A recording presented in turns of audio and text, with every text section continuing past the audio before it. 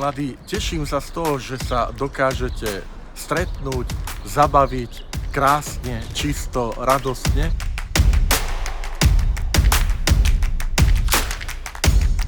Aj tým ukazujete radosť z Ježiša Krista. Ježiš Kristus, ktorý je tou živou vodou a po ktorej nikdy nebudeme smední. Vám zo srdca želám, aby ste aj túto májovicu, toto vaše stretnutie prežili s tým, že Ježiš je tou pravou radosťou a tou živou vodou.